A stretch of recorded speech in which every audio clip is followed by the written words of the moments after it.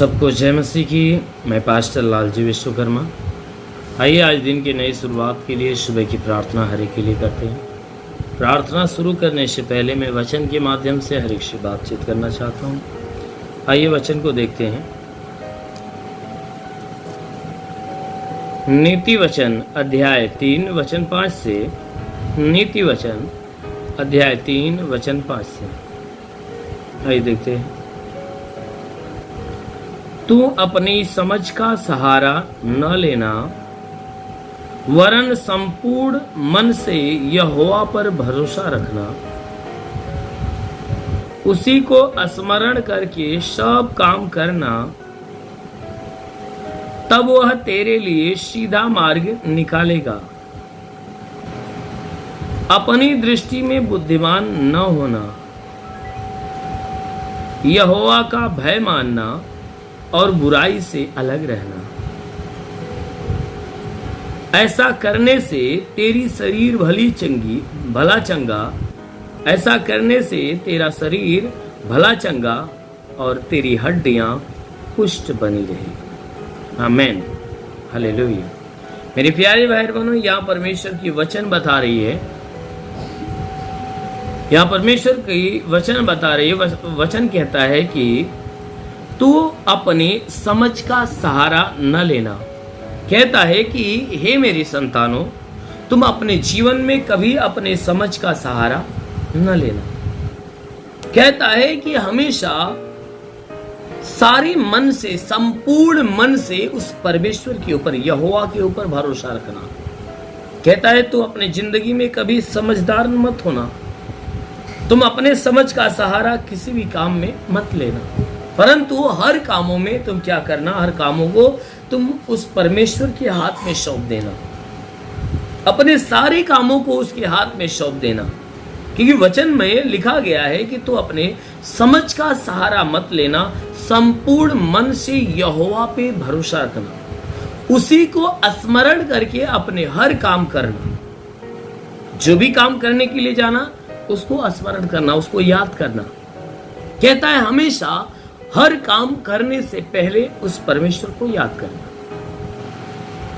वचन में लिखा गया है कि उसको स्मरण करके सारा काम करना, तब वह तुम्हारे लिए सीधा मार्ग निकालेगा। कहता है कि जब तुम उस परमेश्वर को स्मरण करोगे, उस परमेश्वर को याद करोगे और उसको याद करके सारा काम करोगे, तब वह परमेश्वर क्या करेगा, तुम्हारे लिए एक नया रास्ता निकालेगा, एक सीधा रास्ता निकालेगा, जिस रास्ते में कोई कठिनाई नहीं होगी, जिस रास्ते में कोई भी प्रकार की समस्या नहीं होगी।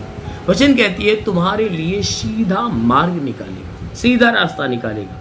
कहता है कि अपनी दृष्टि में बुद्धिमान न होना। कहता है ना ही कभी अपने दृष्टि में बुद्धिमान होना, अपनी बुद्धि का इस्तेमाल मत करना, कभी अपने आप को बुद्धिमान न जताना। कहता है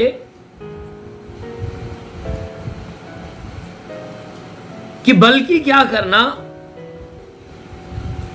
यहोवा का भय मानना और बुराई से अलग रहना। वचन में लिखा गया है कि तू अपने दृष्टि में कभी बुद्धिमान न होना। कहता है कभी भी जिंदगी में जब तक तुम जीवन जियो, कभी अपने दृष्टि में बुद्धिमान न होना, परंतु तुम्हारे अंदर परमेश्वर का भय बना रहना चाहिए। हमेशा अपने अंदर परमेश्वर का डर रखो। अपने दृष्टि में कभी चालाक, कभी बुद्धिमान, कभी समझदार न होना। हमेशा उस परमेश्वर को याद करना, परमेश्वर के ऊपर भरोसा रखना। किसी भी काम को करना तो उस परमेश्वर के हाथ में सौंप के करना, तब वो तुम्हारे कामों को सफलता का मार्ग दिखाएगा। और कभी बुद्धिमान न होने की कोशिश करना। कि वचन में लिखा गया है कि कभी बुद्धिमान न होना, परंतु हमेशा अपने अंदर परमेश्वर का डर रखना और हर बुरे काम से अपने आप को दूर करके रखना।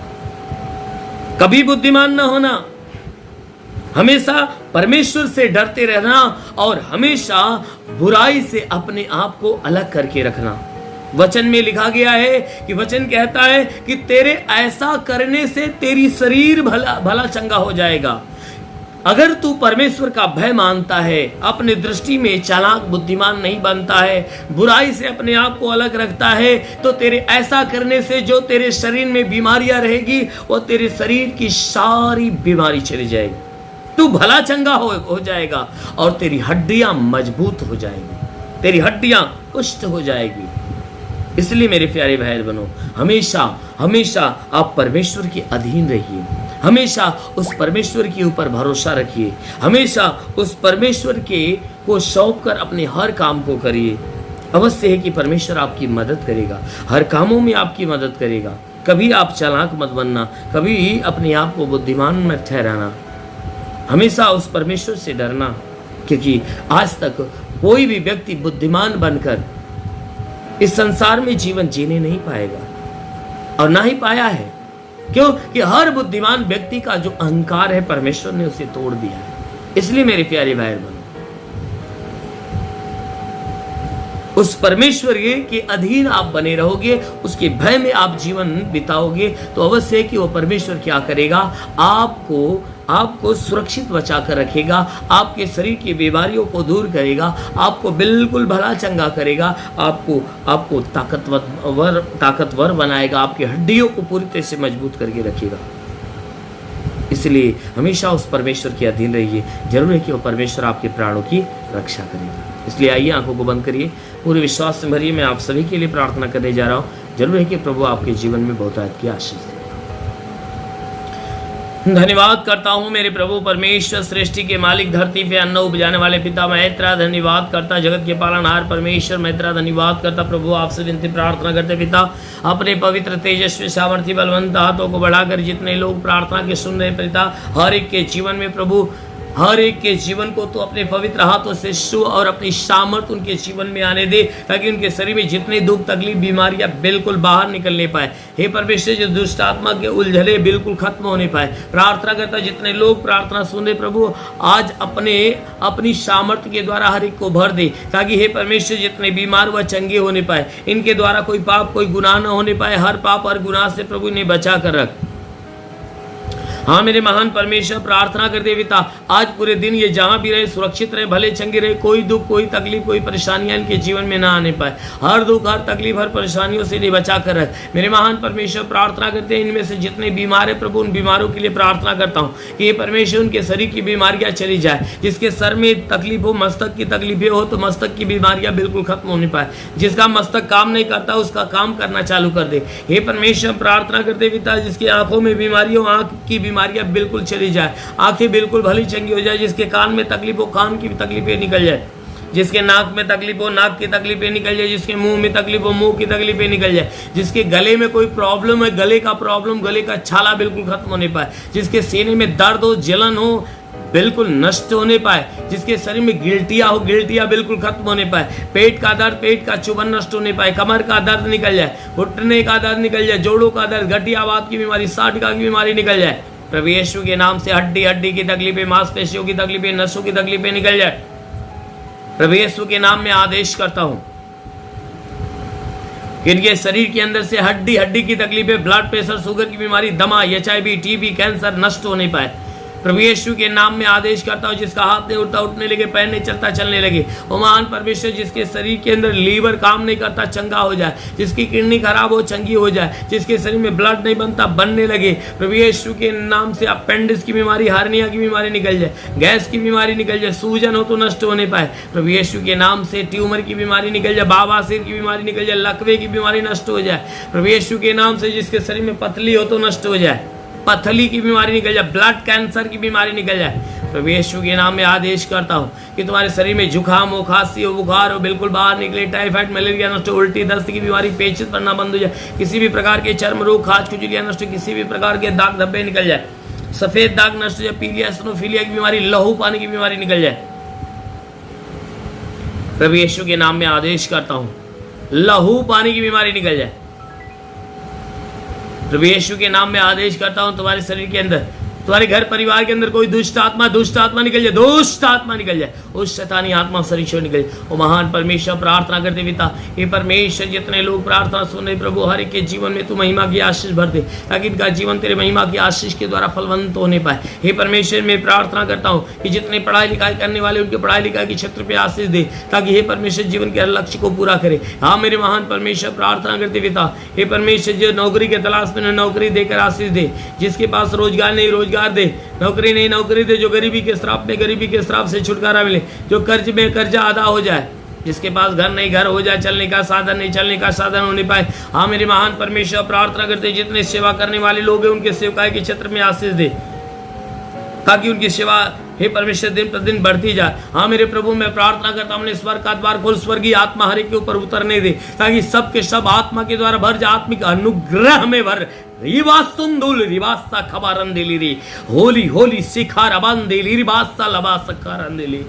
महान परमेश्वर स्वर्ग से अपनी महिमा की आशीष हर एक के जीवन में आने दे, ताकि हर कोई आत्मा में भरकर हे परमेश्वर आत्मिक जीवन जीने पाए। महान परमेश्वर, प्रार्थना करते पिता, हे परमेश्वर हम प्रार्थना करते हैं कि अपने भारत देश के ऊपर आशीष दे, इस देश के जितने भी प्रांत है प्रांतों के ऊपर आशीष दे। हे परमेश्वर, इस देश के प्रधानमंत्री के ऊपर आशीष दे। हे परमेश्वर, इस देश के जितने मुख्यमंत्री उनको उनके जीवन में आशीष दे। हर शासन प्रशासन के सारे अधिकारी और नेता के लोगों के ऊपर आशीष दे, ताकि परमेश्वर तेरे आशीषों में बिल्कुल पड़े बड़े चंगे रहें, बुराई को त्याग कर भलाई के मार्ग पर चले। हे परमेश्वर, उनमें से जो बीमार हैं वो चंगे होने पाए, जो दुष्ट आत्माओं से ग्रसित है छुटकारा पाए, उनके घर परिवार बीवी बच्चों के जीवन में तू आशीष दे, ताकि सब के सब स्वस्थ और भला चंगा होने पाए। हे परमेश्वर, सभी शासन प्रशासन के लोगों को आशीष दे, ताकि अपने देश को अच्छे ढंग से अच्छी रीति से चलाने पाए, इस देश की सेवा अच्छे ढंग से करे, इस देश की जनता की सेवा अच्छे ढंग से करने पाए। हाँ मेरे महान परमेश्वर, प्रार्थना करते पिता, हर एक को अपनी ज्ञान अपनी बुद्धि से परिपूर्ण कर,